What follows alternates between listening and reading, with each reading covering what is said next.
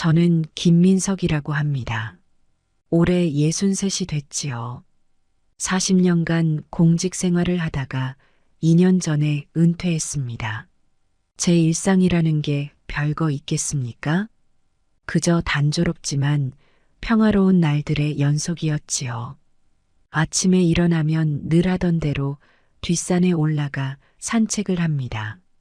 등산로를 따라 걸으며 마주치는 이웃들과 인사를 나눕니다. 민석 씨, 오늘도 일찍 나오셨네요. 네, 박 선생님, 건강이 최고 아닙니까? 그러게 말입니다. 젊었을 때 관리 잘해야 해요. 이런 대화를 나누며 하루를 시작하는 게 제 일과입니다. 산책을 마치고 집에 돌아오면 혼자서 간단히 아침을 챙겨 먹습니다. 텔레비전을 켜고 뉴스를 보며 식사를 하는데 문득 텅 빈 집안이 너무 크게 느껴질 때가 있습니다.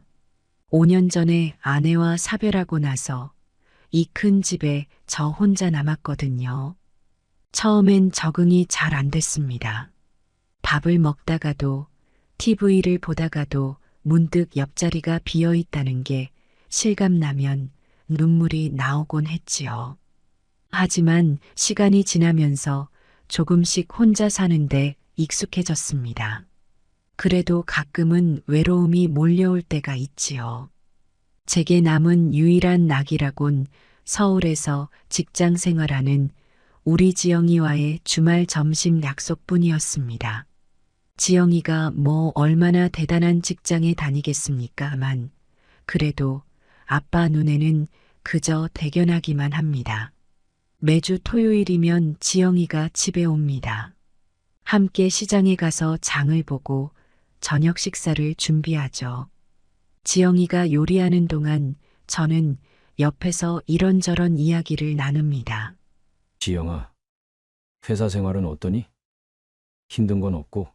아빠, 걱정 마세요. 잘 지내고 있어요. 요즘 새 프로젝트 때문에 바쁘긴 한데 재미있어요. 그래, 너가 좋아하는 일을 한다니 다행이구나. 근데 일만 하지 말고 연애도 좀 해야 하지 않겠니? 아이, 아빠도 참, 연애는 천천히 해도 돼요. 이런 대화를 나누다 보면 어느새 저녁 식사 시간이 됩니다. 맛있는 음식을 먹으며 도란도란 이야기를 나누는 그 시간이 저에겐 일주일 중 가장 행복한 순간입니다. 어느 봄날이었습니다. 따스한 햇살이 창가로 스며들던 그날. 평소와 다르게 수요일 오후에 지영이한테서 전화가 왔더군요. 아빠, 통화 가능하세요? 그래, 지영아, 무슨 일 있니? 아빠, 이번 주말에 시간 되세요? 중요한 사람을 소개하고 싶은데. 그 말을 듣는 순간 가슴이 쿵쾅거리더라고요. 혹시 결혼 이야기인가 하는 기대감에 들뜬 마음을 감출 수가 없었습니다. 그래, 물론 시간 되지. 어떤 사람인데? 응, 아빠 만나보시면 아실 거예요. 제 남자친구예요. 아, 그렇구나. 기대되는걸? 어디서 만날까? 아빠가 좋아하시는 그 식당에서 만나면 어떨까요? 좋아. 그럼 토요일 점심에 거기서 보자. 전화를 끊고 나니 어찌나 설레던지 바로 집 근처 좋아하는 식당을 예약했습니다. 여러분도 아시겠지만 자식 결혼 문제는 부모 마음을 이렇게 설레게 만듭니다. 그래서 그날부터 토요일까지 저는 마치 제가 소개팅 나가는 것처럼 마음이 들떠 있었습니다. 목요일에는 옷장을 열어 무엇을 입을지 고민했고, 금요일에는 미용실에 가서 머리도 단정히 다듬었지요. 오랜만에 구두도 닦고 향수도 뿌렸습니다. 여보, 우리 딸이 드디어 남자친구를 소개한대. 결혼까지 생각하고 있는 걸까? 아내의 사진 앞에서 이렇게 중얼거리며 설렘 반 걱정 반의 마음으로 토요일을 기다렸습니다. 드디어 기다리던 토요일이 왔습니다. 아침부터 일어나 다시 한번 옷매무새를 가다듬고 거울 앞에서 미소 연습도 해봅니다. 너무 굳은 표정을 지으면 위압적으로 보일 수 있으니 부드럽게. 하지만 너무 해퍼 보이면 안 되니 적당히. 이렇게 혼잣말을 하며 준비를 마치고 약속 장소로 향했습니다. 제 인생의 새로운 장이 시작되려나 봅니다.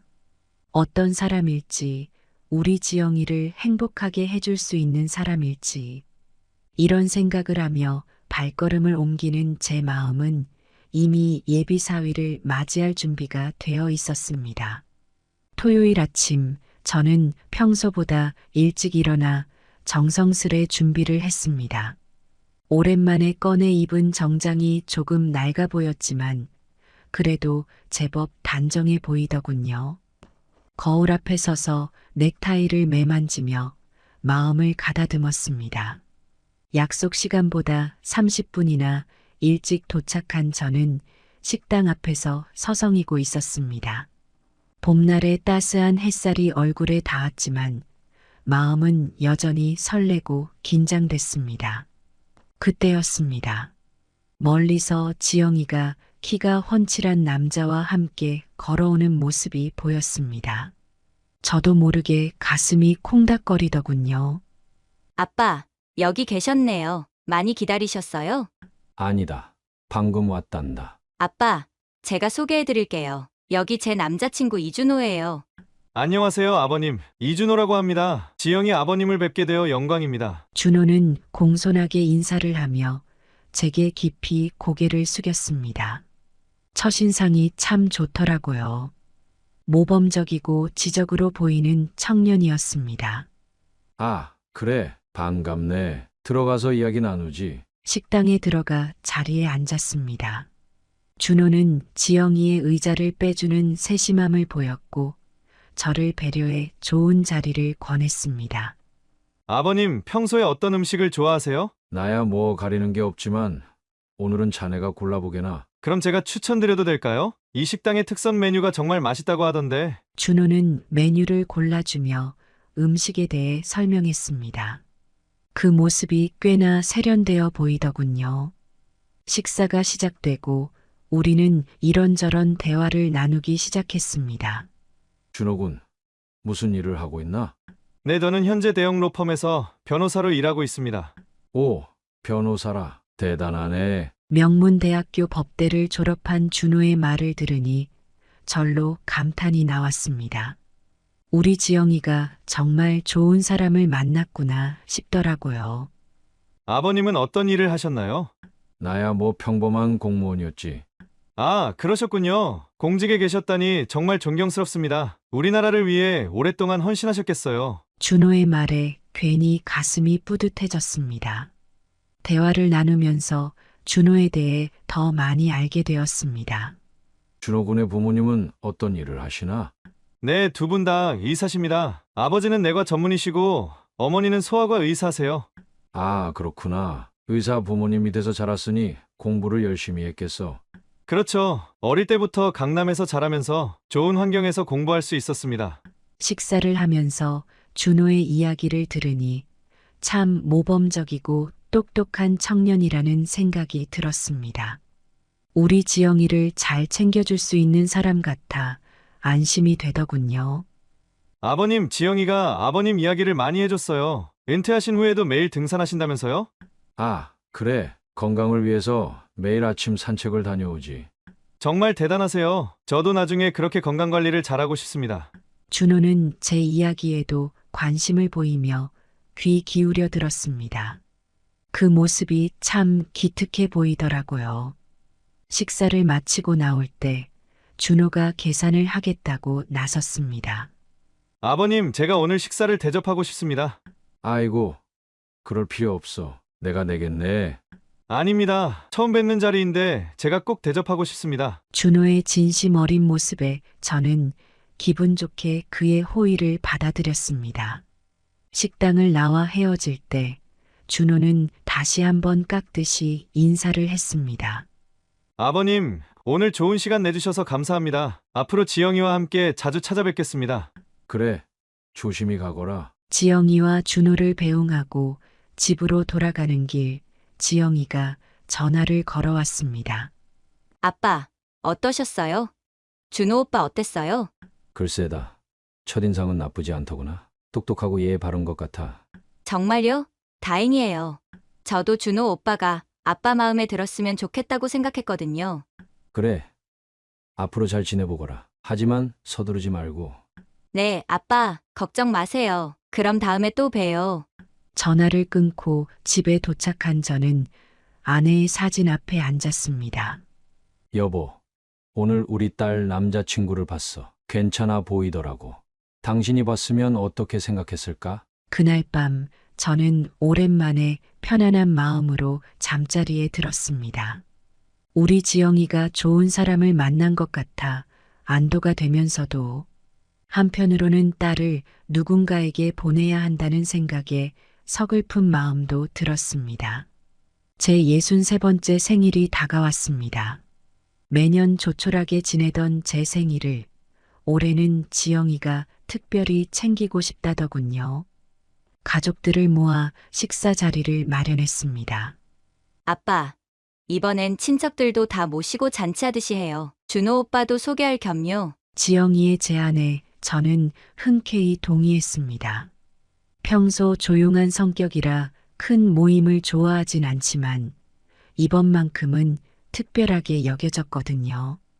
생일 당일 집 근처 한정식 집에 가족들이 모였습니다. 동생 부부, 사촌 형제들, 조카들까지. 오랜만에 친척들을 한자리에서 보니 기분이 좋더라고요. 형, 올해도 젊어 보이네. 비결이 뭐야? 아이고, 동생. 나야 뭐 매일 산책하는 게 다지. 한창 인사를 나누고 있는데 지영이가 준호와 함께 도착했습니다. 삼촌, 이모들, 안녕하세요. 여기 제 남자친구 이준호를 소개합니다. 준호는 정중하게 인사를 하며 자리에 앉았습니다. 그의 손에는 고급스러운 선물 상자가 들려 있더군요. 아버님 생신 축하드립니다. 작지만 마음을 담아 준비했습니다. 준호가 건넨 선물을 열어보니 명품 지갑이 들어 있었습니다. 솔직히 말해 좀 과한 선물 아닌가 싶었지만 그의 정성이 고마워 받아들였습니다. 아이고, 이렇게 비싼 걸 사왔어. 고맙다. 친척들도 준호의 세심함에 감탄하는 눈치였습니다. 식사가 시작되고 준호는 어르신들께 정중히 술을 따르며 분위기에 잘 어울렸습니다. 준호군, 무슨 일을 하고 있나? 아, 저는 현재 법무법인에서 변호사로 일하고 있습니다. 오, 대단하네. 우리 집안에 변호사가 생기는구만. 친척들은 준호에게 관심을 보이며 이것저것 물어봤습니다. 처음에 준호는 공손하게 대답하며 좋은 인상을 주었습니다. 하지만 시간이 지나고 술잔이 오가면서 분위기가 조금씩 달라지기 시작했습니다. 준호의 말투가 점점 거칠어지더군요. 아이고, 요즘 세상에 그런 직업이 뭐가 어렵다고. 제가 보기엔 누구나 할 수 있을 것 같은데요. 준호가 제 조카의 직업에 대해 한 말입니다. 순간 분위기가 싸해졌지만 모두들 웃어넘기려 했습니다. 그래, 그래도 다들 열심히 사는 거지. 그러게 말입니다. 제 말이 좀 과했나요? 술을 마셔서 그런가. 준호는 사과하는 듯 했지만 어딘가 진심이 없어 보였습니다. 저는 이를 눈치챘지만 술김에 그러려니 하고 넘겼습니다. 아버님, 제가 한 잔 올리겠습니다. 준호가 제게 술을 따르려는데 손이 부들부들 떨리더군요. 술잔에 술을 흘리기까지 했습니다. 아, 죄송합니다. 제가 좀 실수를. 괜찮다. 조심해서 따르게. 시간이 흐를수록 준호의 행동이 점점 더 거칠어졌습니다. 말투도 점점 반말에 가까워지고 농담이라며 던진 말들이 주변 사람들을 불편하게 만들었습니다. 이모부, 그 월급으로 어떻게 사세요? 제가 보기엔 너무 적은 것 같은데. 오빠, 그런 말은 좀. 지영이가 준호를 말리려 했지만 이미 술 기운에 취한 준호는 아랑곳하지 않았습니다. 저는 점점 불편해지는 분위기를 감지하고 자리를 정리하기로 했습니다. 자, 이제 늦었으니 슬슬 마무리하지. 모임이 끝나고 지영이가 준호를 바래다 주러 나갔습니다. 그 사이 남은 가족들이 준호에 대해 이야기하기 시작했습니다. 아이고, 민석이 형. 자위 될 사람 잘 골랐네. 똑똑하고 능력 있어 보이던데. 그러게. 지영이가 복 받았어. 대부분의 반응은 긍정적이었습니다. 하지만 제 동생 말에 귀가 솔깃해졌습니다. 형. 근데 내가 보기엔 뭔가 좀 건방진 것 같아. 술 마시고 하는 말이라지만 사람의 본성은 술김에 나온다잖아. 동생의 말에 저는 고개를 끄덕였습니다. 사실 저도 비슷한 생각을 하고 있었거든요. 글쎄, 나도 조금 걸리는 게 있었어. 하지만 젊은 사람들이 다 그렇지 않겠나. 아니야, 형. 이건 좀 달라. 뭔가 위험한 냄새가 나. 동생의 말을 듣고 저는 깊은 고민에 빠졌습니다. 처음 만났을 때의 좋은 인상과 오늘 술자리에서 보인 모습 사이의 차이가 너무 컸거든요. 그날 밤 잠자리에 들며 이런저런 생각이 들었습니다. 준호가 정말 우리 지영이한테 좋은 사람일까? 오늘 모습은 그저 실수일 뿐일까? 아니면 진짜 모습일까? 한숨 자고 일어나면 괜찮아질 거라 생각했지만 왠지 모를 불안감이 저를 덮쳤습니다. 생일 모임 이후로 몇 주가 지났습니다. 그날 있었던 일은 점차 잊혀져 가는 듯 했죠. 그러던 어느 날 뜻밖의 전화를 받았습니다. 아버님, 안녕하세요. 이준호입니다. 아, 그래. 준호군 무슨 일인가? 저 시간 되시면 잠깐 뵙고 싶은데요. 준호의 갑작스러운 연락에 저는 좀 당황스러웠습니다. 무슨 일일까 걱정도 되고 한편으론 궁금하기도 했죠.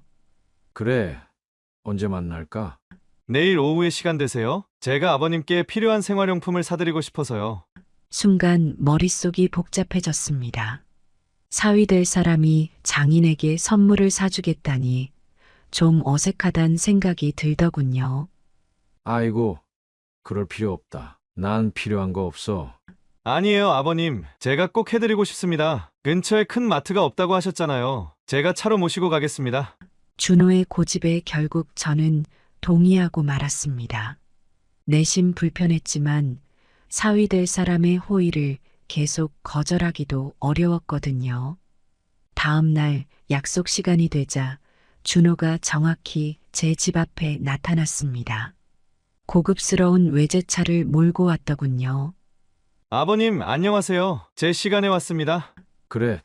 수고했다. 차에 오르며 저는 약간의 긴장감을 느꼈습니다. 준호와 단둘이 있는 건 처음이라 어색했거든요. 자, 그럼 출발하겠습니다. 준호가 시동을 걸자 고급차 특유의 부드러운 엔진 소리가 들렸습니다. 하지만 그 부드러움도 잠시 차가 움직이자마자 저는 놀라지 않을 수 없었습니다. 준호의 운전 실력이 생각보다 좋지 않았거든요. 출발부터 급발진을 하더니 과속은 기본이었습니다. 준호군. 조금만 천천히 가지, 그래. 아, 네. 죄송합니다. 습관이 돼서. 준호는 사과는 했지만 운전 습관은 바뀌지 않았습니다. 차선 변경도 너무 급하게 하고 다른 차들과의 간격도 너무 좁게 유지했죠. 어이구. 저도 모르게 한숨이 나왔습니다. 제 앞에 있는 손잡이를 꽉 잡은 채 계속되는 급회전과 급정거를 견뎌내야 했습니다. 아버님, 혹시 불편하세요? 아니, 그냥 오랜만에 차를 타서 그런가 보다. 사실 불편하다고 말하고 싶었지만 괜히 분위기 망칠까봐 참았습니다. 그래도 준호가 좋은 뜻으로 저를 모시고 가는 거니까요. 차 안에서 준호는 계속 이야기를 이어갔습니다. 아버님, 요즘 건강은 어떠세요? 그래. 매일 산책하고 운동하니까 괜찮아. 아, 그러시구나. 저도 요즘 운동을 시작했어요. 헬스장도 가고. 준호의 말을 듣고 있자니 문득 지영이 생각이 났습니다. 우리 딸이 이런 위험한 운전을 하는 사람과 함께 다닐 생각을 하니 걱정되는구나. 대형마트에 도착하자마자 주차장은 또 다른 전쟁터였습니다. 주말이라 그런지 차들이 빼곡히 들어차 있었죠. 아이고, 사람도 참 많네. 제 말에 준호가 대답했습니다. 걱정 마세요, 아버님. 제가 좋은 자리 찾아드릴게요. 그러더니 갑자기 속도를 내기 시작했습니다. 좁은 주차장에서 이렇게 빨리 달리면 위험한데 말이죠. 어이구, 준호야, 조심해. 괜찮습니다, 아버님. 제가 운전 좀 한다니까요. 그때였습니다. 앞쪽에 한 차가 서서히 주차 공간으로 들어가고 있었습니다. 운전석을 보니 연세 지긋해 보이는 여성분이셨어요. 아, 연세 드신 분이라 그러시나 보다. 저는 그렇게 생각하며 참을성 있게 기다렸습니다. 하지만 준호의 반응은 전혀 달랐습니다. 아, 뭐야, 이거. 왜 이렇게 느려? 준호의 목소리에 짜증이 묻어났습니다. 저는 달래듯 말했습니다. 괜찮아. 조금만 기다리면 돼. 아니, 아버님, 이건 아니죠. 이러다 우리 점심시간 다 지나갑니다. 그러더니 갑자기 경적을 크게 울리는 겁니다. 빵빵 소리에 놀라 저도 모르게 귀를 막았습니다. 어이구, 준호야, 그러지 마. 하지만 제 말이 끝나기도 전에 준호는 이미 차에서 뛰어내리고 있었습니다. 준호야, 어디 가는 거야? 아무 소용이 없었습니다. 준호는 노년 여성의 차로 성큼성큼 다가갔습니다. 그리고는 갑자기 소리를 지르기 시작했습니다. 할머니, 운전 못하면 집에서 뜨개질이나 하지? 왜 나와서 사고 내려고 해요? 순간 주변이 조용해졌습니다. 모든 사람들의 시선이 우리에게 쏠렸죠. 저는 얼굴이 화끈거리는 걸 느꼈습니다. 아이고, 젊은 양반. 왜 이러세요? 노년 여성의 떨리는 목소리가 들렸습니다. 하지만 준호는 멈추지 않았습니다. 이딴 식으로 운전하면 면허증 회수당해야 돼요. 면허증 반납하세요. 아예 운전대를 잡지 마세요. 준호의 입에서 욕설까지 튀어나왔습니다. 저는 그 자리에서 얼어붙었습니다. 이게 정말 제가 알던 준호의 모습일까요? 아이고, 죄송합니다. 제가 좀 천천히 갔나 봐요. 노년 여성은 겁에 질린 목소리로 사과를 했습니다. 하지만 준호는 더욱 격앙된 목소리로 소리쳤습니다. 죄송하다고요. 그게 다예요. 당신 같은 사람 때문에 교통사고가 나는 거라고요. 이제는 더 이상 참을 수가 없었습니다. 저는 재빨리 차에서 내려 준호에게 달려갔습니다. 준호야, 그만해. 제 목소리에 준호가 잠시 멈칫했습니다. 그 틈을 타 저는 노년 여성에게 고개를 숙여 사과했습니다. 죄송합니다, 어르신. 우리가 잘못했습니다. 노년 여성은 아직도 놀란 표정이었습니다. 주변에 모여든 사람들의 시선은 따가웠습니다. 그중 몇몇은 휴대폰으로 이 상황을 찍고 있더군요.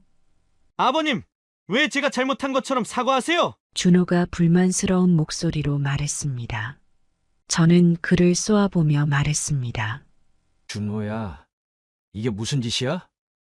어르신께 이러면 어떡해? 아니, 아버님, 저 분이 잘못한 거잖아요. 왜 저한테 화를 내세요? 준호의 목소리에는 반성의 기미가 전혀 없었습니다. 오히려 자신이 부당한 취급을 당한 것처럼 행동하고 있었죠. 저는 깊은 한숨을 내쉬었습니다. 이 상황을 어떻게 수습해야 할지 막막했습니다. 죄송합니다, 어르신. 정말 죄송합니다. 계속해서 사과를 하며 저는 노년 여성의 차가 무사히 주차할 수 있도록 도왔습니다. 준호는 팔짱을 낀 채 불만스러운 표정으로 서 있었죠. 겨우 상황이 정리되고 노년 여성이 떨리는 발걸음으로 마트로 향하는 모습을 보며 제 마음은 무거워졌습니다. 준호에게 무엇라 말해야 할지, 어떻게 해야 할지 혼란스러웠습니다. 자, 이제 들어가죠, 아버님. 준호는 마치 아무 일도 없었다는 듯이 말했습니다. 하지만 저는 쉽게 발걸음을 옮길 수가 없었습니다. 방금 전 목격한 준호의 모습이 제 머릿속에서 지워지지 않았거든요. 이 사람이 정말 우리 지영이와 결혼할 사람인가? 이런 생각이 스쳐 지나가는 순간 가슴 한편이 무겁게 내려앉는 것을 느꼈습니다. 앞으로 어떻게 해야 할지, 지영이에게 무슨 말을 해야 할지, 이 모든 고민이 한꺼번에 밀려왔습니다. 그렇게 우리는 무거운 침묵 속에 마트로 향했습니다. 마트에 들어서자 준호는 마치 아무 일도 없었다는 듯이 행동했습니다. 저는 아직도 주차장에서 있었던 일의 충격에서 벗어나지 못했는데 말이죠. 아버님, 이쪽으로 가시죠. 생활용품 코너예요. 준호의 목소리는 밝았습니다. 하지만 제 귀에는 그 목소리가 어쩐지 거슬리게 들렸습니다. 저는 무거운 발걸음을 옮겼습니다. 준호는 이것저것 제 카트에 담기 시작했습니다. 아버님, 이 세제 좋대요. 한번 써보시는 게 어때요? 아, 이 휴지도 좋네요. 이것도 담을게요. 준호의 행동은 겉보기에 친절해 보였습니다. 하지만 저는 그의 진심을 의심하지 않을 수 없었습니다. 방금 전까지 그렇게 화를 내더니 지금은 또 이렇게 상냥하게 굴다니. 머릿속이 복잡했습니다. 주차장에서 보았던 준호의 모습과 지금의 모습이 겹쳐지면서 혼란스러웠죠. 아버님, 괜찮으세요? 얼굴이 안 좋아 보이네요. 준호가 걱정스러운 듯 물었습니다. 하지만 저는 그의 진심을 믿을 수 없었습니다. 아니, 괜찮아. 짧게 대답하고 고개를 돌렸습니다. 마트를 돌아다니는 내내 저는 준호를 관찰했습니다. 그의 행동 하나하나가 의심스럽게 느껴졌습니다. 이게 준호의 진짜 모습일까? 아니면 지금 이 모습이 진짜일까? 이런 생각이 계속 머릿속을 맴돌았습니다. 우리 지영이가 이런 사람과 평생을 함께한다고 생각하니 가슴이 답답해졌습니다. 장을 다 본 후 우리는 계산대 앞에 섰습니다. 준호가 지갑에서 카드를 꺼내려는 순간 저는 결심했습니다. 됐어. 내가 계산하겠네. 제 목소리는 평소보다 단호했습니다. 준호는 잠시 당황한 듯 보였습니다. 아, 아니에요, 아버님. 제가 사겠다고 말씀드렸잖아요. 아니, 내가 하겠다고. 준호는 어색하게 웃으며 물러섰습니다. 그의 표정에서 불만을 읽을 수 있었지만 저는 개의치 않았습니다. 계산을 마치고 주차장으로 향하는 동안 무거운 침묵이 흘렀습니다. 준호는 몇 번 말을 걸려고 했지만 제가 반응을 보이지 않자 포기한 듯 했습니다. 차에 타고 집으로 향하는 동안에도 우리는 거의 대화를 나누지 않았습니다. 준호의 운전은 여전히 거칠었지만 이제는 그것보다 더 큰 문제가 제 마음을 무겁게 했습니다. 집 앞에 도착해서 준호가 물었습니다. 아버님, 제가 짐 좀 들어다 드릴까요? 아니, 됐다. 내가 할 수 있어. 준호는 잠시 망설이더니 말했습니다. 그럼 다음에 또 뵐게요, 아버님. 그래. 차에서 내리며 저는 깊은 한숨을 내쉬었습니다. 이제 어떻게 해야 할지, 지영이에게 무슨 말을 해야 할지 고민이 밀려왔습니다. 집으로 들어서며 저는 결심했습니다. 오늘 있었던 일을 지영이에게 말해야겠다. 이대로는 안 돼. 하지만 그 말을 꺼내기가 쉽지 않을 거란 걸 알고 있었습니다. 딸의 행복과 미래가 걸린 문제였으니까요. 집 안으로 들어와 한동안 멍하니 앉아 있었습니다. 오늘 있었던 일들이 머릿속을 맴돌았죠. 결국 전화기를 들어 지영이에게 연락했습니다. 지영아, 아빠인데 네, 아빠, 무슨 일 있으세요? 그게 잠깐 시간 되니? 이야기 좀 하고 싶은데. 네, 갑자기요. 무슨 일 있으세요, 아빠? 글쎄, 와서 이야기하자꾸나. 지영이가 도착하기를 기다리는 동안 제 마음은 무거웠습니다. 어떻게 이야기를 꺼내야 할지, 딸에게 상처 주지 않고 이 말을 할 수 있을지, 이런저런 생각으로 머리가 복잡했습니다. 아빠, 왔어요. 현관문 소리와 함께 지영이의 목소리가 들렸습니다. 저는 깊은 숨을 들이쉬고 거실로 나갔습니다. 아빠, 무슨 일이에요? 갑자기 부르셔서 깜짝 놀랐어요. 지영이의 표정에는 걱정이 가득했습니다. 저는 딸을 소파에 앉히고 천천히 말을 꺼냈습니다. 지영아, 오늘 준호 군이랑 마트에 다녀왔단다. 네. 왜요? 그 친구가 아빠한테 필요한 거 사주겠다고 해서. 저는 천천히 오늘 있었던 일을 설명하기 시작했습니다. 준호의 난폭한 운전부터 주차장에서 있었던 일, 그리고 마트에서의 행동까지 모든 것을 있는 그대로 말했습니다. 아빠, 정말 그랬어요? 준호 오빠가? 지영이의 목소리가 떨렸습니다. 그 모습을 보니 제 마음도 아팠습니다. 그래, 아빠도 믿기 힘들었단다. 하지만 분명히 그랬어. 잠시 침묵이 흘렀습니다. 지영이는 고개를 숙인 채 아무 말도 하지 않았습니다. 지영아, 아빠가 한 가지 물어보고 싶구나. 준호 군이 평소에도 그런 모습을 보였니? 지영이는 잠시 생각에 잠기더니 천천히 말했습니다.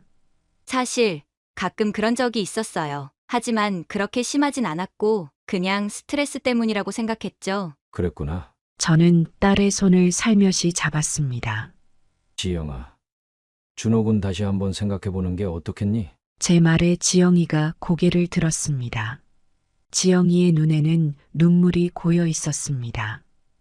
아빠, 오늘 있었던 일은 그저 우연일 수도 있지만 아빠가 보기에는 준호 군의 본 모습 같아. 너의 앞날에 대해 진지하게 고민해봐야 할 것 같구나. 지영이는 잠시 말없이 저를 바라보더니 갑자기 울음을 터뜨렸습니다. 아빠, 저도 사실 조금 불안했어요. 준호 오빠가 가끔 보이는 모습이 무서웠거든요. 하지만 저를 정말 사랑한다고 해서. 저는 딸을 꼭 안아주었습니다. 괜찮아. 지영아, 너가 결정할 수 있어. 아빠는 그저 너가 행복했으면 좋겠구나. 우리는 한동안 그렇게 앉아 있었습니다. 지영이의 흐느낌 소리만이 조용한 거실에 울려 퍼졌습니다. 아빠 어떡하죠? 저 이제 어떻게 해야 할지 모르겠어요. 서두르지 마라. 천천히 생각해봐. 그리고 준호 군과도 진지하게 대화를 나눠보는 게 어떻겠니? 지영이는 고개를 끄덕였습니다. 네, 그렇게 할게요. 근데 아빠, 혹시 제가 준호 오빠랑 헤어지길 바라세요? 저는 잠시 망설였습니다. 솔직히 말하면 그랬지만 딸의 선택을 존중하고 싶었습니다. 아빠는 너가 행복하길 바란다. 그게 준호 군과 함께이든 아니든 너가 결정해야 해. 지영이는 다시 한번 저를 안았습니다. 고마워요, 아빠. 제가 잘 생각해 볼게요. 그날 밤 지영이는 늦게까지 집에 머물렀습니다. 우리는 오랜만에 많은 이야기를 나누었죠. 딸의 연애, 일, 그리고 미래에 대해. 지영이가 돌아간 후 저는 다시 한번 아내의 사진을 바라보았습니다. 여보, 우리 딸 잘 자랄 수 있게 도와줘. 그날 밤 저는 오랜만에 편안한 마음으로 잠들 수 있었습니다. 비록 앞으로 어떤 일이 벌어질지 알 수 없었지만 적어도 딸에게 진실을 말했다는 안도감이 들었거든요. 지영이와 이야기를 나눈 후 며칠 동안 저는 딸의 연락을 기다리며 불안한 나날을 보냈습니다. 전화해서 물어보고 싶었지만 지영이의 결정을 존중하기로 했기에 참았죠. 그러던 어느 날 지영이에게서 전화가 왔습니다. 아빠, 저예요. 아, 지영아, 어떻게 지냈니? 네, 많이 생각해 봤어요. 그리고 준호 오빠와 만나서 이야기를 나눴어요. 지영이의 목소리에서 피곤함이 느껴졌습니다. 그래? 어떻게 됐니? 아빠, 저 결심했어요. 준호 오빠와 헤어지기로 했어요. 순간 가슴이 철렁 내려앉았습니다. 안도감과 걱정이 동시에 밀려왔죠. 그랬구나. 힘들었겠다. 네, 처음에 준호 오빠가 많이 화를 냈어요. 아버지가 우리 사이를 갈라놓으려고 한다면서요. 지영이의 말에 제 마음이 무거워졌습니다. 미안하구나.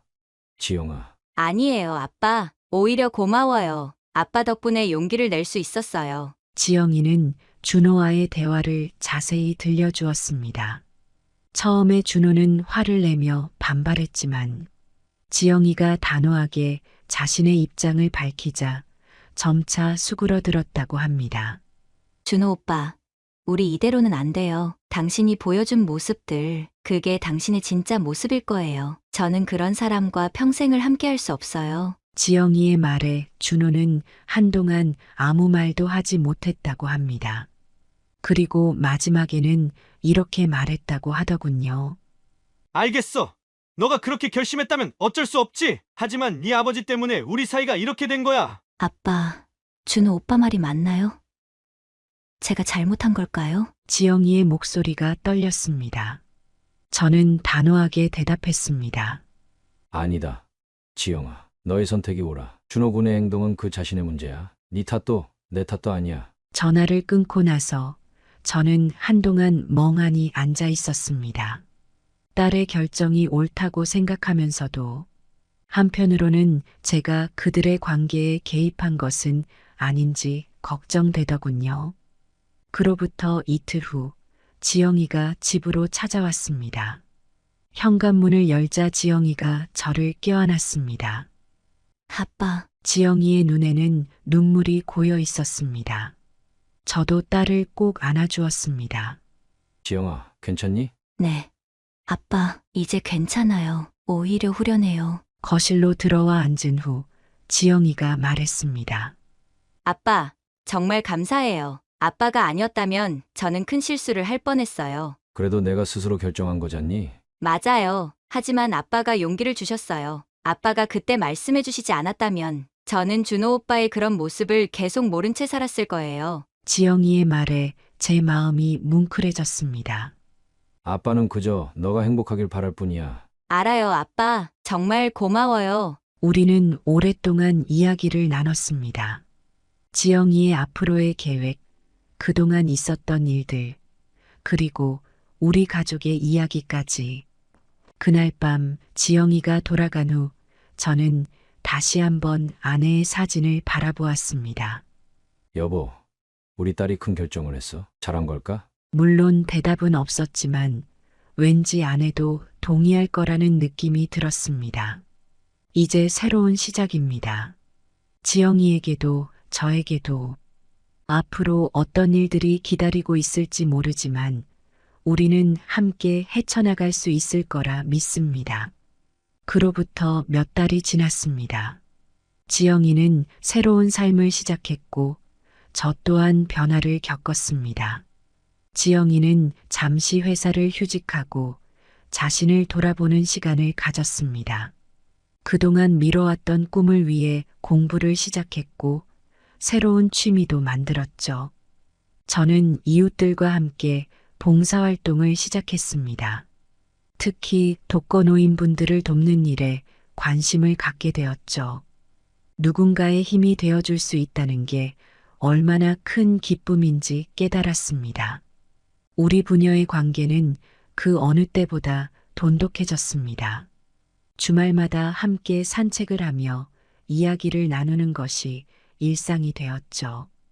아빠, 우리 앞으로도 이렇게 서로의 이야기를 잘 들어주고 이해하며 살아요. 지영이의 말에 저는 따뜻하게 미소 지으며 대답했습니다. 그래, 우리 평생 이렇게 지내자꾸나. 이제 저는 깨달았습니다. 인생에서 가장 중요한 건 서로를 이해하고 존중하는 마음이라는 것을, 그리고 그 마음이 있다면 어떤 어려움도 함께 극복할 수 있다는 것을. 여러분, 사랑하는 사람들과 진심 어린 대화를 나누세요. 그것이 우리 삶을 더 풍요롭고 행복하게 만드는 힘이 될 테니까요.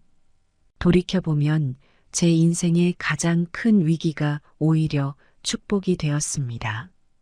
예비 사위와의 그 사건이 없었다면 저와 지영이는 서로를 더 깊이 이해할 기회를 놓쳤을지도 모릅니다. 이제 저는 매일 아침 산책을 하며 새로운 하루를 감사하게 맞이합니다. 그리고 저녁엔 지영이와 통화하며 하루를 마무리하죠. 작은 일상의 행복을 나누는 것, 그것이 얼마나 소중한지 이제야 깨달았습니다. 여러분의 인생에도 예상치 못한 일들이 일어날 겁니다. 때론 힘들고 고통스러울 수도 있겠죠. 하지만 그 속에서도 항상 희망과 사랑을 잃지 마세요. 그것이 우리를 더 강하게, 더 지혜롭게 만들어줄 테니까요. 여러분, 안녕하세요. 제 이름은 이정순입니다. 올해로 73세가 되었어요. 세월이 참 빠르네요. 어느새 인생의 가을에 접어들었다는 게 실감이 나질 않아요. 제가 오늘 이렇게 이야기를 꺼내는 건 제 아들 호성 때문이에요. 3대 독자인 호성이가 45세가 되도록 장가를 가지 못했거든요. 어머니 된 입장에서 얼마나 가슴이 아픈지 모릅니다. 호성이가 태어났을 때가 엊그제 같은데 말이에요. 3대 독자라 온 동네 잔치를 벌였던 게 기억나요. 남편도 살아계실 때라 정말 기뻐하셨죠. 아들, 너가 우리 집안의 희망이다. 라면서 눈물을 글썽였어요. 그때만 해도 이렇게 될 줄은 꿈에도 몰랐죠. 호성이가 쑥쑥 자라서 좋은 색시 만나 행복하게 살 줄 알았어요. 손주들 재롱도 보고 집안에 웃음꽃이 가득할 줄 알았는데 세상 일이란 게 뜻대로 되질 않나 봅니다. 호성이는 여전히 혼자예요. 이제 나이 45이 되었는데 말이에요. 주변에서 아들은 언제 장가 가나? 물을 때마다 가슴이 철렁합니다. 대답할 말이 없어 웃음으로 넘기곤 하지만 속으론 눈물이 고이곤 해요. 여러분, 혹시 자식 때문에 가슴 아파 본 적 있으신가요? 밤잠을 설치며 자식 걱정에 한숨 쉬어 본 적 있으신가요? 그렇다면 제 마음을 이해하실 수 있을 거예요. 오늘 제가 들려드릴 이야기는 바로 그런 이야기예요. 3대 독자 노총각 아들을 둔 저의 이야기. 그리고 그 아들이 드디어 결혼한다고 했을 때의 기쁨. 그러나 그 기쁨도 잠시. 2번 이혼한 여자와 결혼한다는 소식에 가슴 아파했었던 이야기입니다. 제 이야기가 여러분께 위로가 되었으면 좋겠어요. 같은 처지의 부모님들께는 공감을, 그리고 젊은 분들께는 부모의 마음을 이해하는 계기가 되길 바랍니다. 호성이가 태어났을 때 온 동네가 축제 분위기였어요. 3대 독자라 그랬나 봐요. 친정 어머니께서 삼신할머니께 100일 기도를 드리셨대요. 그 정성 덕분인지 호성이는 건강하게 자랐어요. 어릴 적 호성이는 참 귀여웠어요. 통통한 볼에 맑은 눈망울, 보면 볼수록 사랑스러웠죠. 걸음마를 시작할 때는 온 가족이 들떴어요. 첫 걸음을 뗄 때 할아버지가 눈물을 글썽이셨던 게 기억나요. 우리 호성이 앞으로 쭉쭉 뻗어나가거라. 호성이는 어릴 때부터 호기심 많고 조용한 아이였어요. 말도 일찍 배우고 질문도 많았죠. 공부를 잘했는데 친구들과 잘 어울리지 못해 걱정됐죠. 지금 생각하면 호성이의 마음을 더 깊이 헤아리지 못한 게 아쉬워요. 어쩌면 친구나 연애에 대해 조언해줬어야 했을까 하는 생각이 들어요. 호성이가 28살 되던 해 봄이었어요. 어느 날 호성이가 제게 와서 조심스레 말을 꺼내더라고요. 어머니, 저 만나는 사람이 있어요. 그 말을 듣는 순간 가슴이 두근거리더라고요. 드디어 우리 아들이 짝을 만나는구나 싶어서요. 얼마나 기다렸던 순간인지 몰라요. 그래, 어떤 사람인데? 회사 선배 동생이에요. 이름은 미영이고 26살이에요.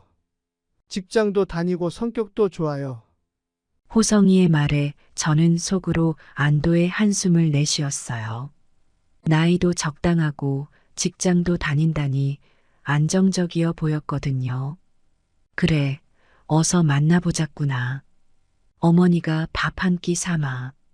그렇게 해서 며칠 뒤 미영이라는 아가씨를 만나게 됐어요.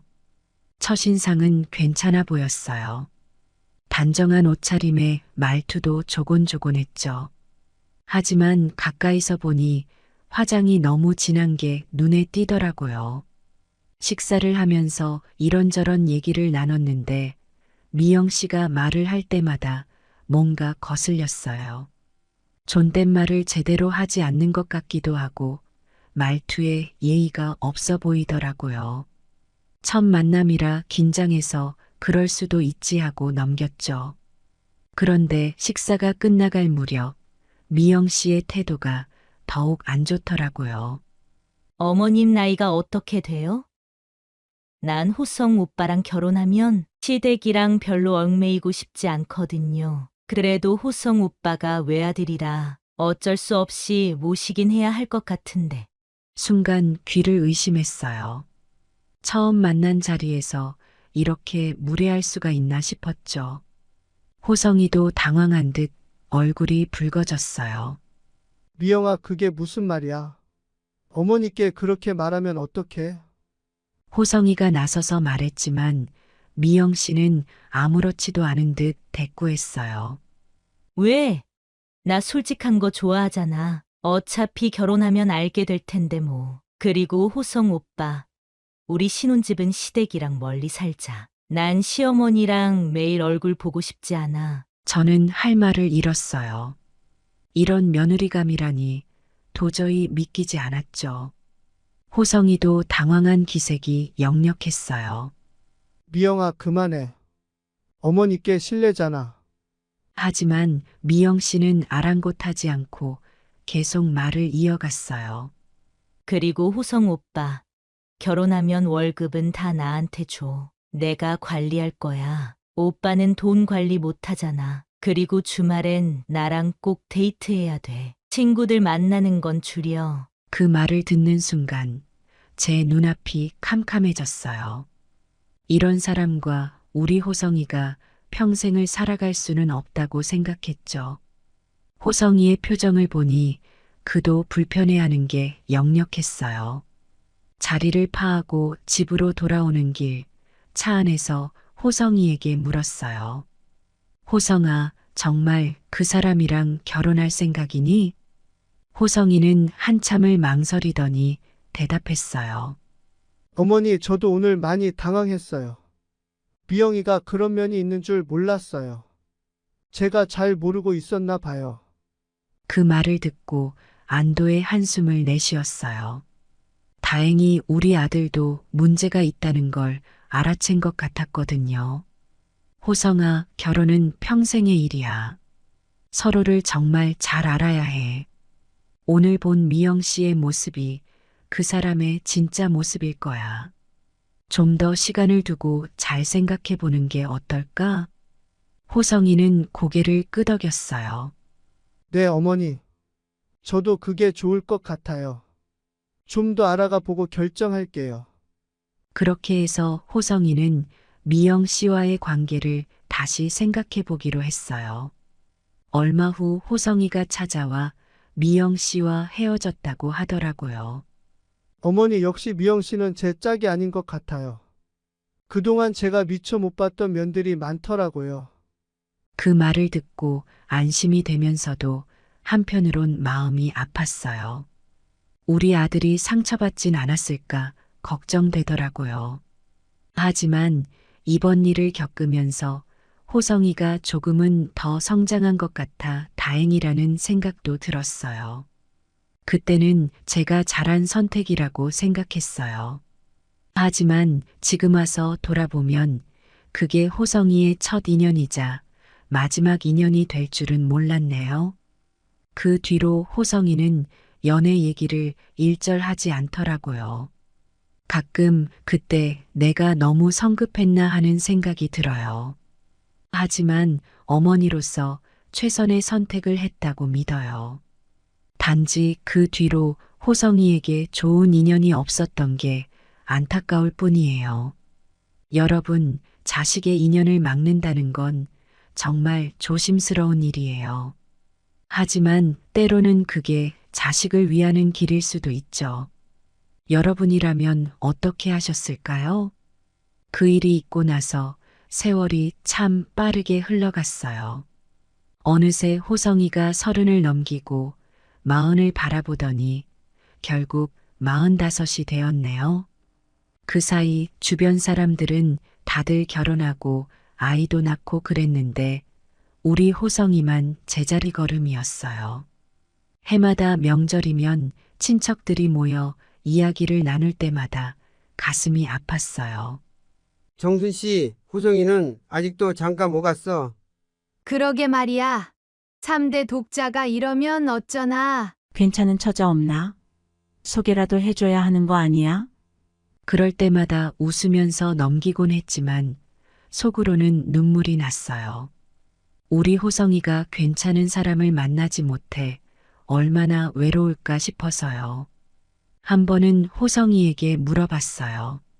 아들, 혹시 만나는 사람 없니? 내가 소개 알아봐 줄까? 그러자 호성이가 씁쓸하게 웃으며 말하더라고요. 어머니 걱정 마세요. 저는 이대로도 행복해요. 결혼이 꼭 필요한 건 아니잖아요. 그 말을 듣고 가슴이 찢어지는 것 같았어요. 우리 아들이 결혼을 포기한 건가 싶어서요. 그래도 억지로 등을 떠밀 수는 없는 노릇이잖아요. 그렇게 세월이 흘러갔어요. 호성이는 직장에서 승진도 하고 자기 일에 열중하는 모습을 보이더라고요. 겉으로 보기엔 만족스러워 보였지만 어머니가 보기엔 외로워 보였어요. 가끔 호성이 방에 들어가 보면 책상 위에 놓인 사진 한 장이 눈에 띄었어요. 호성이가 대학 시절 찍은 사진이더라고요. 환하게 웃고 있는 모습이 지금과는 사뭇 달라 보여 마음이 아팠어요. 어느 날 호성이 친구 어머니를 만났는데 이런 말씀을 하시더라고요. 정순 씨? 호성이가 요즘 많이 힘들어한다면서요? 우리 아들이 그러더라고요. 그 말을 듣고 너무 놀랐어요. 호성이가 저한테는 아무 말도 안 했거든요. 그날 밤 호성이를 불러 이야기를 나눴어요. 호성아, 혹시 요즘 많이 힘드니?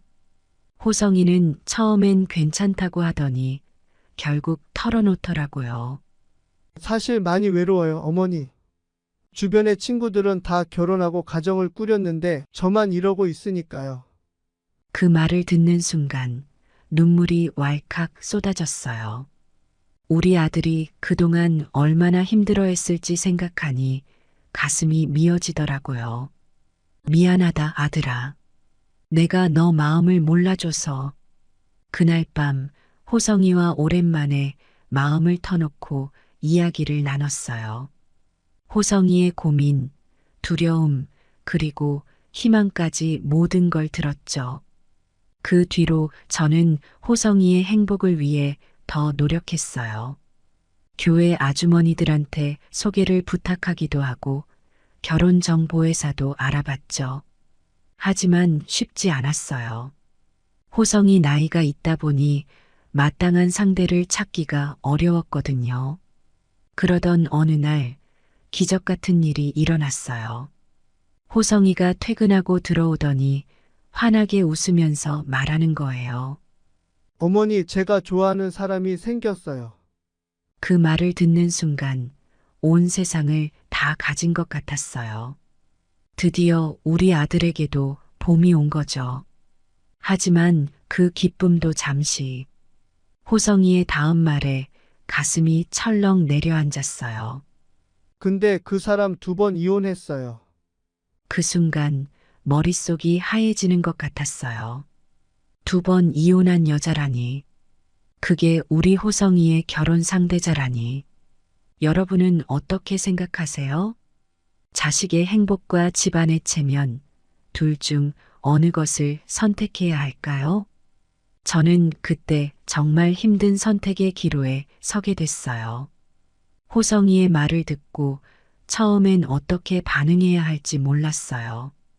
2번 이혼한 여자라니 도저히 받아들일 수 없었죠. 하지만 호성이의 행복한 표정을 보니 마음이 흔들리더라고요. 호성아, 그 사람 어떤 분이니?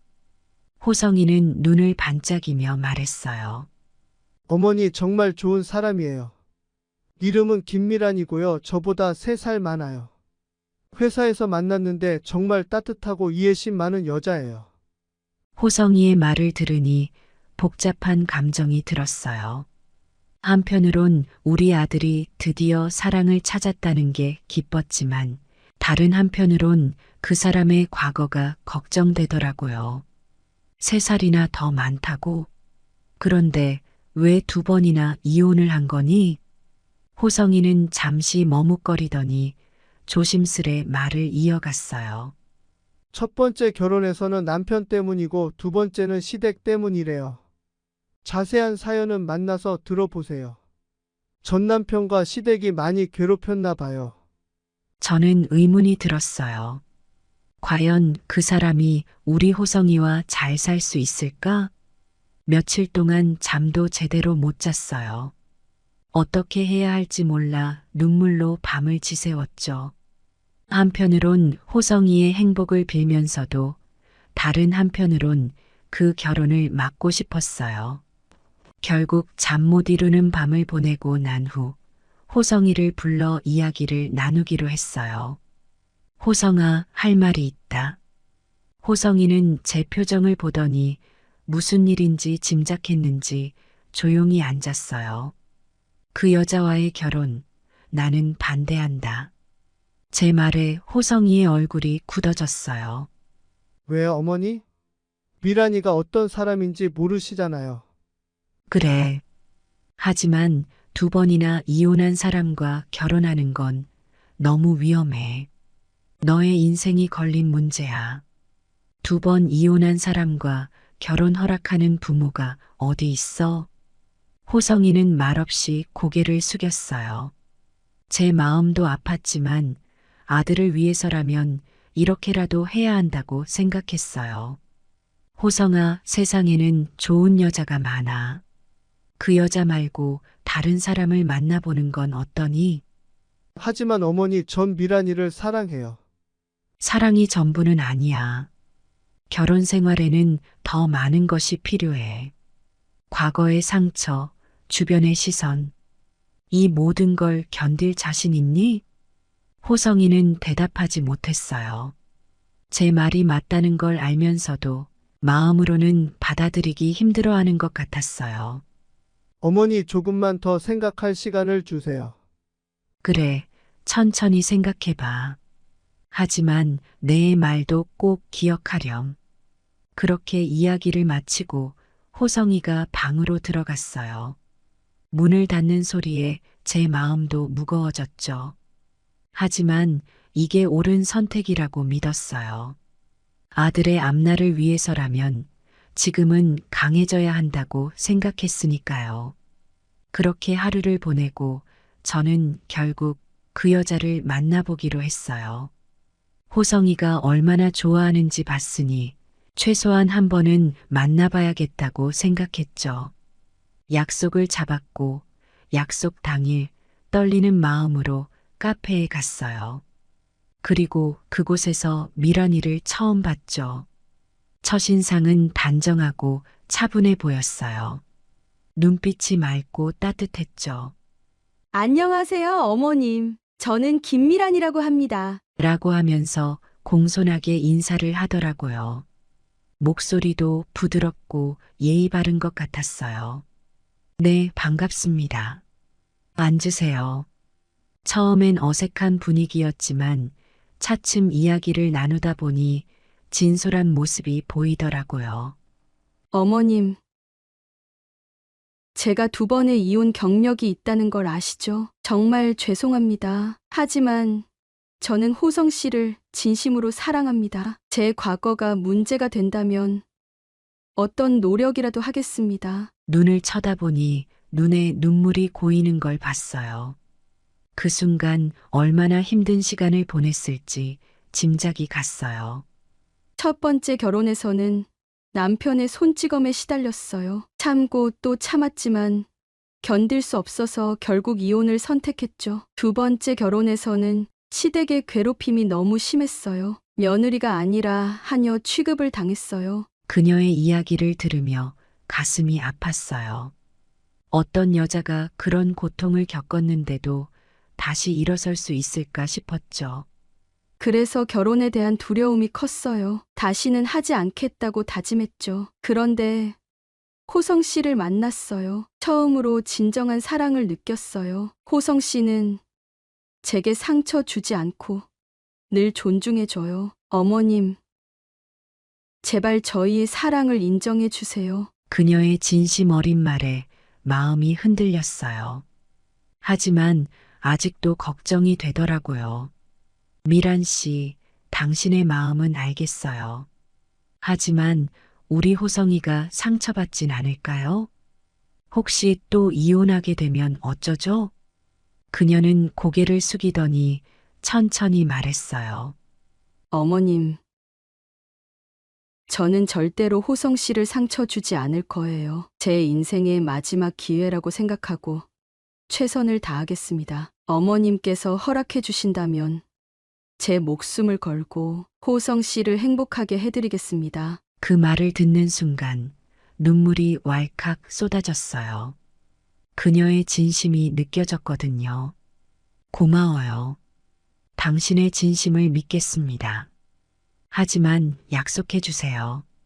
우리 호성이를 꼭 행복하게 해주세요. 그녀는 눈물을 흘리며 고개를 끄덕였어요. 그날 이후로 저는 호성이와 며느리와의 관계를 인정하기로 했어요.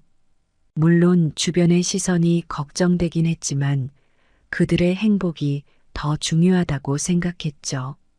여러분, 사랑에는 나이도 과거도 중요하지 않은 것 같아요. 진심으로 서로를 아끼고 존중하는 마음, 그게 가장 중요한 거죠. 저는 그날 며느리에게서 그런 마음을 봤어요.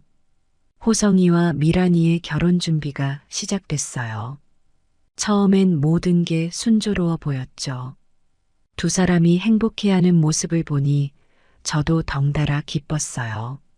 하지만 세상 일이 어디 마음대로 되나요? 문제는 친척들의 반응이었어요. 어느 날 시골에 계신 큰어머니께서 전화를 하셨어요. 정순아, 호성이가 2번 이혼한 여자랑 결혼한다는 게 사실이냐? 큰어머니의 목소리에서 노여움이 느껴졌어요. 저는 최대한 침착하게 대답했죠. 네, 큰어머니. 호성이가 정말 좋아하는 사람이에요. 제가 만나봤는데 정말 좋은 분이에요. 정순아, 정신 차려라. 3대 독자를 그런 여자한테 어떻게 보내? 당장 파혼시켜. 큰어머니의 말씀에 가슴이 아팠어요. 하지만 이미 결심한 일이었죠. 죄송합니다, 큰어머니. 하지만 호성이의 행복이 더 중요해요. 제발 이해해 주세요. 전화를 끊고 나니 눈물이 나더라고요. 가문의 체면을 지키라는 압박감과 아들의 행복을 지키고 싶은 마음 사이에서 갈등했죠. 그런 일이 있고 나서 친척들 사이에 소문이 퍼졌어요. 어떤 분들은 직접 찾아와 말리기도 했고, 어떤 분들은 뒤에서 수군거리기도 했죠. 그때마다 제 마음은 찢어질 것 같았어요. 호성이도 힘들어했어요. 어느 날 퇴근하고 들어온 호성이가 울먹이며 말하더라고요. 어머니, 저 때문에 고생하시는 거 아니세요? 제가 결혼 안 하는 게 나을까요? 그 말을 듣는 순간 가슴이 미어졌어요.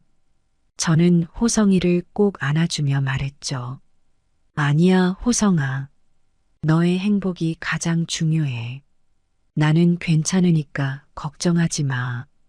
하지만 현실은 녹록지 않았어요. 결혼식 장소를 예약하려고 했는데 예식장에서 거절당했어요. 이유인즉슨 2번 이혼한 신부는 받지 않는다는 거였죠. 그 말을 듣고 얼마나 화가 났는지 몰라요. 아니, 이게 무슨 말도 안 되는 차별이에요? 돈 받고 장사하는 곳에서 이래도 되나요? 호성아, 근데 예식장에서 2번 결혼한 걸 어떻게 아는 거니? 제가 실수로 말해버렸어요. 그런 말은 할 필요가 없어. 결국 다른 예식장을 알아봐야 했어요. 그 과정에서 며느리가 많이 상처받은 것 같아 마음이 아팠어요. 또 다른 문제는 호성이의 회사였어요. 소문이 퍼지면서 동료들의 시선이 달라졌대요. 어떤 이들은 노골적으로 비난하기도 했고, 어떤 이들은 뒤에서 수군거렸대요. 호성이는 점점 회사 생활이 힘들어진다고 했어요. 그런 와중에 며느리의 전 남편이 나타났어요. 술에 취해 호성이의 회사로 찾아와 행패를 부렸대요. 네가 내 여자를 뺏어갔어. 라며 소리를 지르고 난동을 부렸죠. 그 일로 호성이는 회사에서 곤란한 상황에 처했어요. 저는 그때 정말 괴로웠어요. 내가 잘못한 걸까 하는 생각도 들고 호성이의 선택을 막았어야 했나 하는 후회도 들었죠. 하지만 그럴 때마다 호성이와 며느리가 서로를 아끼며 이 어려움을 함께 극복해 나가는 모습을 봤어요. 그 모습을 보면서 제 선택이 옳았다는 확신이 들었죠. 여러분, 사랑하는 사람들의 결합을 막는 세상의 편견들. 참 이해하기 어려웠어요. 하지만 그 과정을 겪으면서 깨달았어요. 진정한 사랑은 어떤 역경도 이겨낼 수 있다는 걸요. 그렇게 우리는 온갖 어려움을 겪으며 결혼식 날을 향해 한 걸음씩 나아갔어요. 그 과정이 쉽지만은 않았지만 호성이와 며느리의 사랑을 믿었기에 견딜 수 있었죠. 드디어 결혼식 날이 밝았어요. 아침부터 마음이 떨리더라고요. 호성이는 긴장한 듯 보였지만 눈빛만은 행복해 보였어요. 어머니, 오늘 이렇게 결혼할 수 있게 해주셔서 감사합니다. 호성이가 그렇게 말하는데 눈물이 나더라고요. 얼마나 많은 일들이 있었나요? 그 모든 걸 이겨내고 이렇게 결혼식을 하게 되다니. 예식장에 도착했을 때 놀랍게도 많은 하객들이 와 있었어요. 친척들 중 일부는 끝내 오지 않으셨지만 호성이의 친구들과 회사 동료들, 그리고 며느리의 지인들로 예식장이 꽉 찼어요. 신부 대기실에 가보니 며느리가 눈물을 흘리고 있더라고요. 어머님, 저 같은 사람을 며느리로 받아주셔서 감사합니다. 저는 며느리를 꼭 안아주었어요. 미란아, 이제 우리 딸이야. 앞으로 행복하게 살아. 드디어 결혼 행진곡이 울리고 식이 시작됐어요. 호성이와 며느리가 나란히 입장할 때 저도 모르게 눈물이 흘렀어요.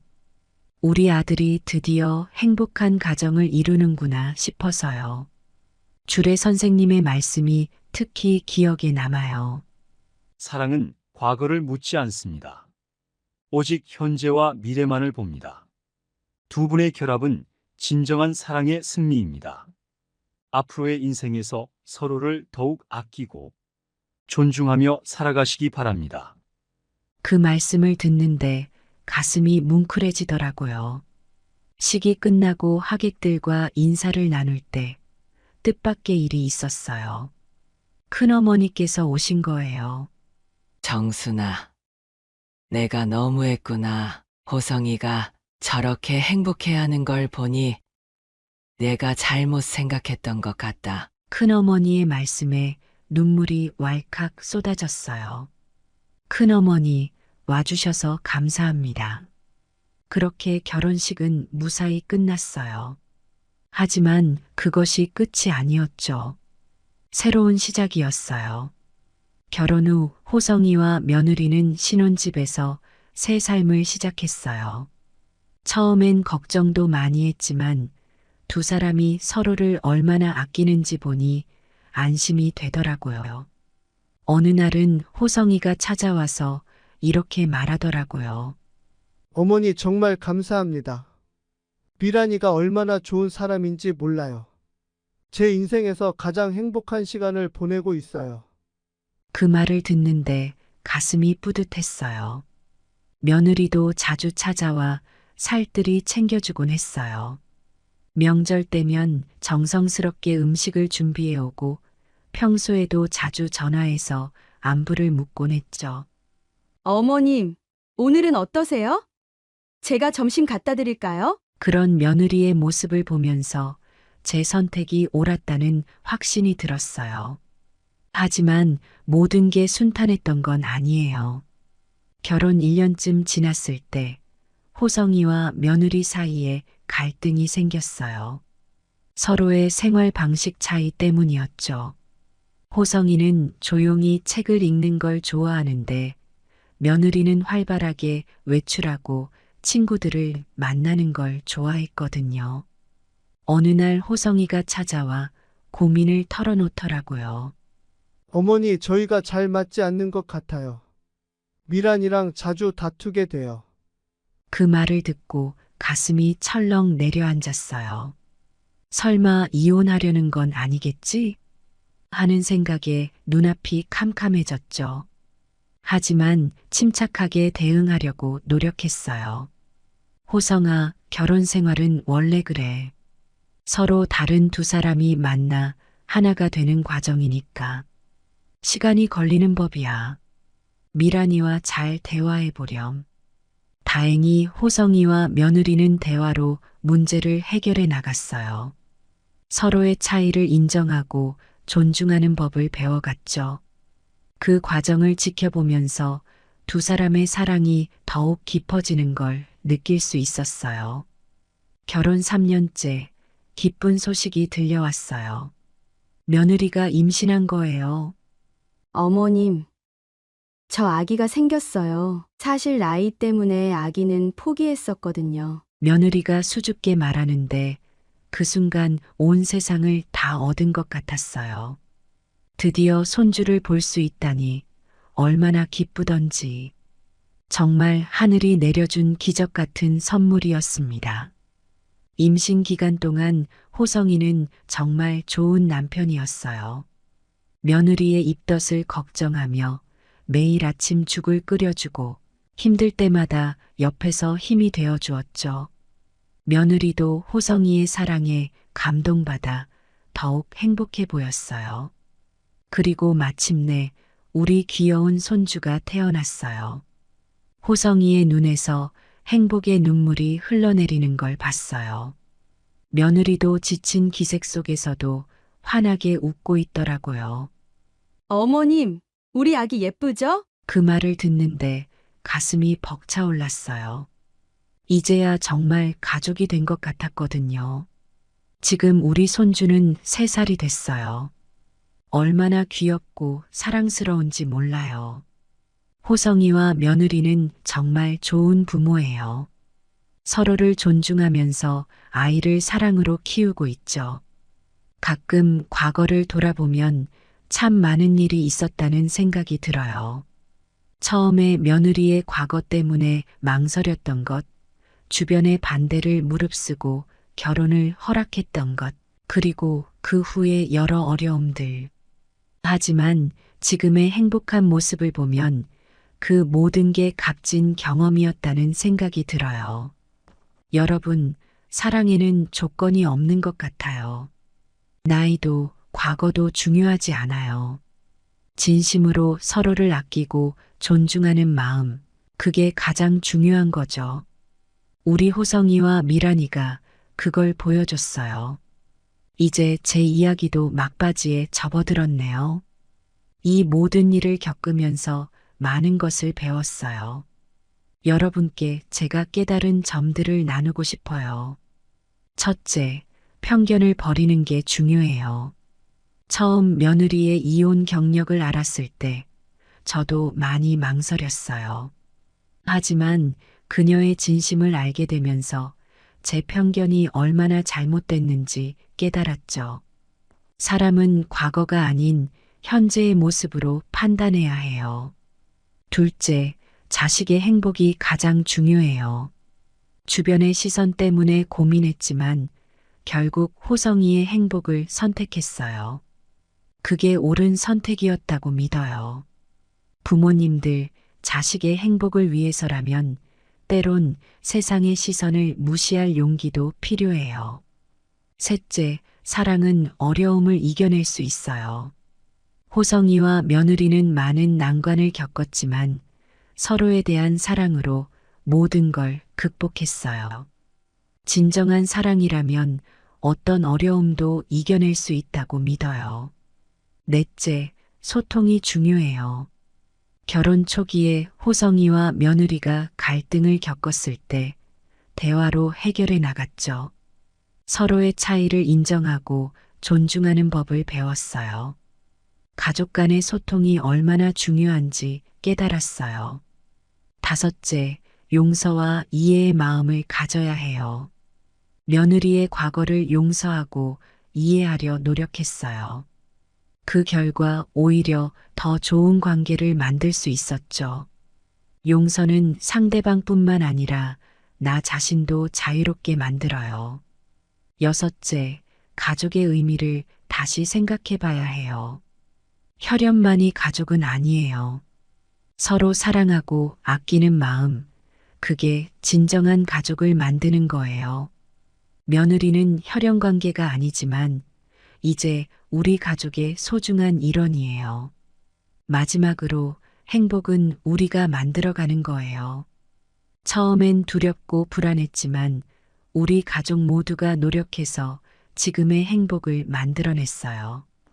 행복은 그냥 오는 게 아니라 우리가 직접 만들어가는 거라는 걸 깨달았어요.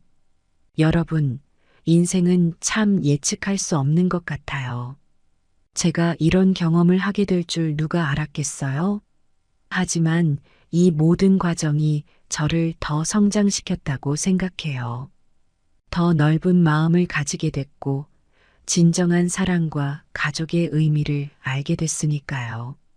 젊은 분들께 하고 싶은 말이 있어요. 사랑할 때는 그 사람의 현재와 미래를 보세요. 과거에 연연하지 마세요. 그리고 부모님들, 자식의 선택을 믿어주세요. 때로는 우리의 편견이 자식의 행복을 가로막을 수 있어요. 그리고 결혼한 분들께 말씀드리고 싶어요. 결혼 생활은 완벽할 수 없어요. 서로 다른 두 사람이 만나 하나가 되어가는 과정이에요. 어려움이 있더라도 포기하지 말고 대화로 풀어나가세요.